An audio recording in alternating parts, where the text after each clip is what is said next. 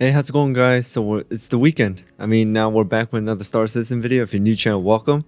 A lot of you guys have been sending me titles of videos and things like that, and I've been keeping track of the Star Citizen channel and also Morphologist. So this one is kind of like a combination with the Star Citizen channel and Morphologist.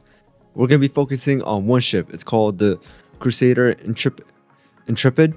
And first, we're going to be checking out the ship commercial of the Crusader Intrepid, which came out literally yesterday.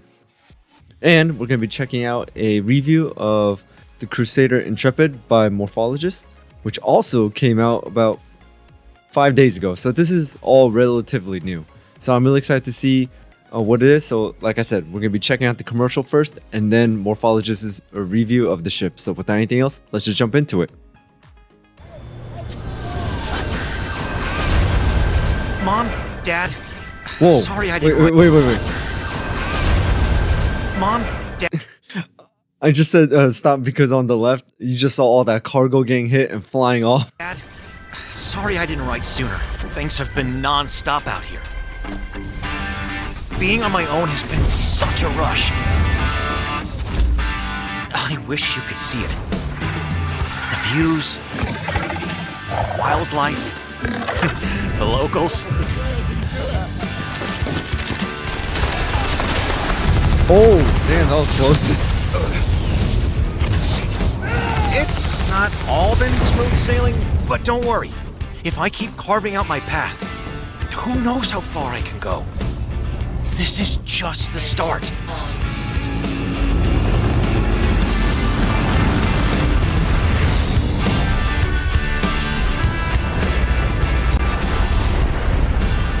At Crusader, start small, dream big.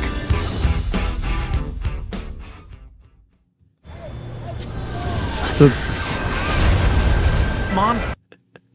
that part right there, just hitting all the cargo, just coming in. But looks like this ship is pretty durable and kind of like a variety ship. You saw all the cargo and the big guns on it, so it's really ideal for exploration from the looks of it. But now let's take a look into this, into the strengths and weaknesses by Morphologist. So next video. All right, let's begin. If Star Citizen does one thing well, it's craft beautiful ships. After all, it's how the game funds itself. But sometimes I suspect that the ship designers get a little bit bored and want to do something a little different, like make a profoundly ugly ship. A ship so ugly that it goes full circle back around to somehow looking good. That is the Crusader Intrepid for me. It's crafted from a design language that I've previously said is one of my favorite in the game, and does something a little different than any other ship. Yeah, that's the first thing that I noticed too, of what Morphologist also said. It looks great, but it's kind of in a way like the Millennium Falcon. The cockpit is like off to the side, and there's just a big turret right there too. So I don't know. It just doesn't look. What's the right word? Like the other ships, you know how like all the cockpits are centered and everything's evened out like that. But this one is just a bit more unique. Like I said, the Millennium Falcon.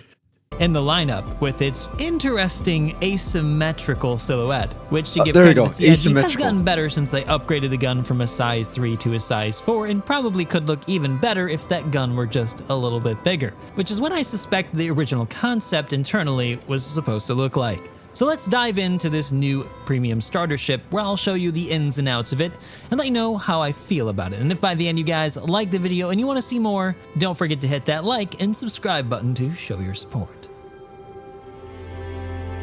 All right, with the exterior. Well, its silhouette may not strike anybody as the most beautiful in the Star Citizen universe. Its details certainly live up to other ships that have been recently released by CIG. The Intrepid is really well put together. Front to back, even on the inside, everything looks really good. But it's that overall design that seems to defy a bit of expectation for what a spaceship should look like. And of course, the knee-jerk reaction to that is gonna be maybe not super positive. Here's my reaction on stream when I first saw it. I'm hard pressed to find a good angle. Oh, wow. This is actually the very first time I've ever seen Morphologist's face. Interesting. It's hard to find a good angle of this ship.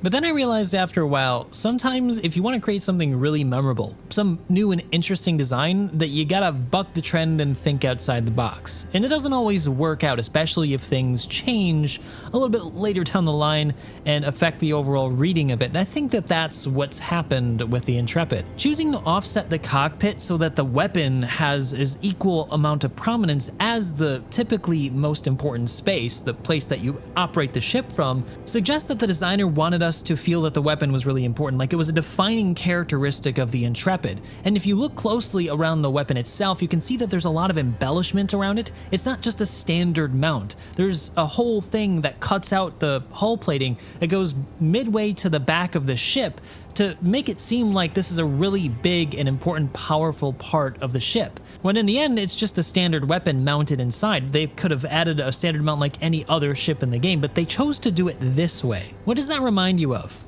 If you thought about the Starfighter by Crusader, the same manufacturer, you're right.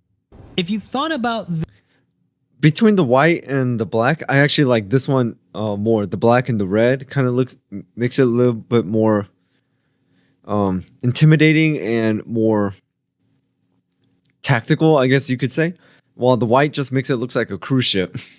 the Starfighter by Crusader, the same manufacturer, you're right. It suggests a relationship with the Ion and the Ares, two ships that have a single coaxially mounted size 7 weapon as the main feature of the ship, the only weapon it really has aside from missiles, a defining characteristic of that ship. I don't think it's a coincidence that it's the same manufacturer, that it's trying to embellish a single weapon. I think the original concept was probably like a mini version of that, with a bespoke weapon that was integrated into the ship like this, but it got changed at some point, and well, the result is a more unbalanced look than it would have otherwise had. Take a look at this sketch. If we just continue the language that they started in the hull out and now look at its balance with the cockpit, I think it looks a lot better this way. I think that this is how it was imagined. It visually now has balance. Even though the two sides aren't exactly the same, visually the weight is similar, and that's how really good asymmetric design, I think, is accomplished. You still counterbalance that asymmetry with something on the other side. Visually it has the same weight, but the technical detail is different. The result, I think, is a much more satisfying looking ship, but not everything is perfect in my mind still. The rear engines, for example, seem to be a little too small in the rear profile, and they don't really follow up with any detailing on the top of the ship like other Crusader ships in the same lineup. Vertically, the ship also feels a little bit chonky, and I think they tried to offset that with the paint scheme, with the black underside and the white top side, to try to slim it down visually a little bit. It does help, but it still feels a little pudge. And these wings, I can actually see that. Trying to like make the perception a little bit different. Like if they colored a sizable portion of the ship, then it could look smaller because the white would stand out more than the black. So I do see that, but now I'm just like looking at a whole in a different way. It does look pretty wide. But yeah, this thing looks like it's built like a tank, but so far, I mean, because of the thickness, but so far, based on all the ships I've been seeing from Crusader's Industries, looks like that's kind of what they're known for. Just like how the ships look pretty big and look pretty durable. But then again, not an expert, and that's just from what I've been seeing from Crusader's Industries. winglets at the top, well, I'm not a big fan of them being pointed inward like this. They feel too close to each other and more like they wanted to be on the wingtips or somewhere else. I'm not sure. It just doesn't feel super good to me here. And then finally, the cockpit is a little bit of a departure from other Crusader ships. A lot of the Crusader ships we've seen had the canopy bending over the nose and around a little bit underneath the pilot. Here, it just ends with a new type of detail we've not seen before. The same thing happens just above the pilot's head. Instead of continuing that line directly above the head, like a lot of other Crusader ships do, it just kind of cuts back a little bit. So there's some interesting decisions here that feel a little different, but overall it still Oh, okay, feels I like see. a Crusader ship. I can still see the relationship, but especially in the canopy and the engine, it feels a little bit forced. I think the artist should have felt a little bit more free to riff off of the original ideas and come up with some related but slightly different results. But like I said at the start, the whole design has grown on me, and I like it for its out-of-the-box thinking. I feel So it's kind of like an acquired taste for this ship. But then again, that's how it was for me in the Millennium Falcon when I first saw it in Star Wars. I was like, I don't know. I mean, it doesn't really look cool, but seeing how it works and also the durability, and then over time, I started to like the ship as well. But that was just like how it was for me the first time I ever saw the Millennium Falcon. I was like, why is the cockpit on the other right side and all that?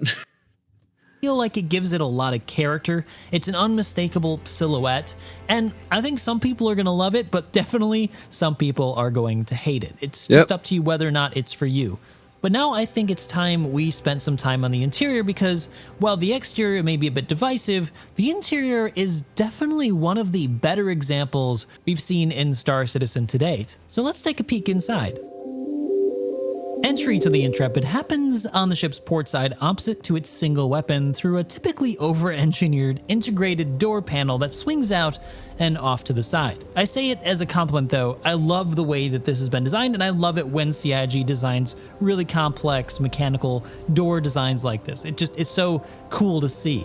Stepping in then, we're greeted by a Crusader Industries logo and a brand new interpretation of the Crusader interior design language that I think has been done fairly well. The Intrepid is a small ship without much space to spare, so the cylindrical interior design The Intrepid is a small ship without much space to spare, so There's literally a logo on every single door and a big.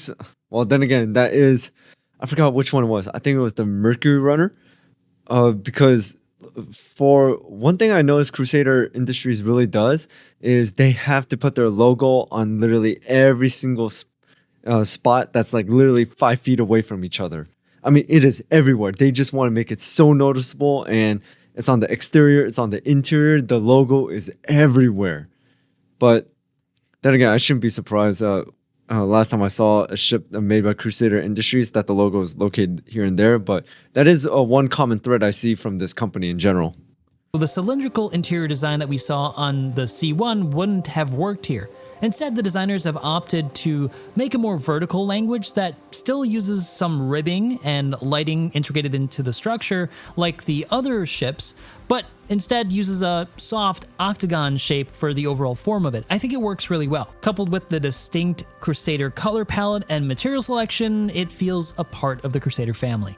Heading off, the rear of the ship contains a component access area and an engineering console for the upcoming engineering gameplay. An interesting choice on a ship this size, but a welcome one that'll give newer players an option to experience this part of the game earlier before they, get really big and expensive ships. The most interesting part of this space, though, has to be the bespoke cargo hatches that have lowering cargo grids for ease of access on the exterior of the ship. There are 2 on either side, and as a bonus, they can double as an alternative route off the ship if you get in trouble. I think the cargo area demonstrates a further maturity of CIG's ship design that takes into consideration the more recent updates to the cargo physicalization that makes it easier to take boxes on and off. I think more ships like this need to have this kind of design, and I hope that older ships can get a gold standard pass to integrate this kind of ease of access. Returning forward though, the midship gives access to the habitation quarters. The Intrepid boasts an impressively well-configured and efficient space that makes really good use of sharing circulation space with other programs, a technique I've seen well employed in the Asian markets using them in micro-apartments where space is at a premium. The dining area... Yeah, in Korea, well, then again, I can't speak for other countries, but I have been in a few. In Korea, there are very small bedrooms. Like, these things are close to closets. That's how small it is, but they're very cheap. However, I know they're pretty much designed for, people that don't really have much money, but they need a place to stay. But I did talk to a few college students who do live in those kind of spaces, and I asked, like, how is it? And it came down to one common thing I kept on hearing over and over. They keep on saying, yeah, sometimes there's just moments where it's just so tight here and there, but however, it meets all their needs. They have a place to sleep, they have a place to study, and I think there's no bathroom. They have to all share a bathroom that was like located down the hallway. It's like one big bathroom. And on top of that, So I just said like, okay, so it's cheap, it meets all your needs, but sometimes there's just moments where you wish you had more space. So that's like kind of one thing that not kept on, that came to my mind when he just showed the Taipei bedroom, or here, the room right here, the Markets design using- studio. And also on top of that, I know Japan has really small like rooms as well. So, I mean, I get it. Really small space, but if it meets your needs and you really need to save money, then that's the way to go. Them in each share a hall with the kitchenette, while a more dimly lit cozy bunk area shares space with the suit locker and the well-considered weapon locker that has room for standard heavy and even ammo for those weapons. Only Nice. the bathroom, though, gets its own door, which makes sense for, sanitation reasons. It's not fun to smell stuff while you're trying to get some sleep. It's hard to criticize this agree. space at all, but I think some additional things could have been done. Like, I feel like there was a missed opportunity to make a folding table for the dining area to give a little bit more area for counter space. There also could have been a window I do agree in this with room that. to relieve the compression and give an occupant the sense of what's outside. Again, Seiji, more windows, please. Please add more windows to ships. Also, don't close yourself in the suit locker because there is no button to let yourself out. I guess it doubles as a brig then. I found that out the hard way. Next, though, let's finally take a step onto the flight deck. It's a small ship, there's not a lot to look at, so this is going pretty quickly, actually. Along the corridor here, they once again make great use of space with additional access hatches for ship systems. It's going to make maintenance, I think, super easy going into the future with the new engineering system, so Okay, it'll be that's a good. real great new ship to introduce players to that mechanism when that system comes out. But the real star of the show here is where the ship is flown from, the flight seat. It's well detailed and borrows ideas from other Crusader ships with the same kind of color palette and even some really nice detailing like this tasteful Crusader logo just to the side of the seat. I really like the way this works. And of course, sitting in it brings you up to the flight controls like other ships, which is elevated above the interior ship deck. At the flight controls though now, you can see that there's actually pretty good visibility in the ship. Visibility up and to the sides is really good, while downward is typically just okay. Another surprise here though is the choice of a yoke instead of a stick and throttle, suggesting the ship is probably imagined to play a non-direct combat role. The instruments are clear though and well laid out, with a good deal of functional buttons to make the operation of it easy for new users as well That's as cool. for new players and pilots. But how does it fly? Combat and flight. Well, the Okay. Intrepid's not the most nimble or fast ship available of its class, but it does both fairly well in most activities. The ship seems geared more towards non-combat activities like hauling. Even its single size 4 weapon isn't going to put up much of a threat against targets, and its single size 1 shield isn't going to make it particularly tanky against anything. Still, I managed to take out some entry-level Well, it's good to have a bounties, big gun. just given that I was able to dodge and evade enough and had good enough aim, so if you've got some good aim and you're ready to try, it should do alright. It's just not a very survivable ship then. In my mind then, the Intrepid So you're able to defend yourself. It has gun, or should I say, a big gun. But the thing is, not really good shields, and it's not really designed for the best combat. But you can still fight back. That's pretty much what I'm getting from this one. Intrepid's worst issue isn't that it's asymmetrical, but instead that it's got a bit of a crisis of identity. While its overall design draws the eye to its single weapon and embellishes it to say it's a powerful thing and it wants to be used, the reality is that it's a single size 4 and it only has a single size 1, so it's really poorly suited to actually get into any kind of combat, even entry-level combat. It feels like the design's execution through to functionality wasn't well considered. There's a disconnection halfway through. If the ship was meant to be an explorer or courier, a design that didn't embellish the single weapon probably would have been better suited so as not to confuse its purpose. As it stands then, while the Intrepid offers one of the best detailed, most functionally complete interiors for a starter available in Star Citizen to date, its lackluster offense and defense will make it a poor choice over any long-standing suggestions like the Avenger Titan, which is still my #1 suggestion for new players.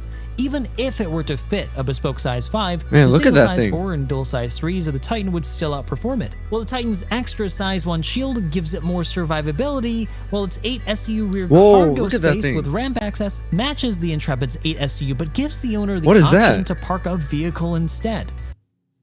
Hey, if there's a review video for that speeder bike looking vehicle, please let me know. By near every metric then, the Intrepid is outclassed. I can only see it providing any kind of value if it's priced alongside the Aurora or the Mustang at $45, or even the Cutter's $60, but it's hard to imagine that that's actually going to be the case.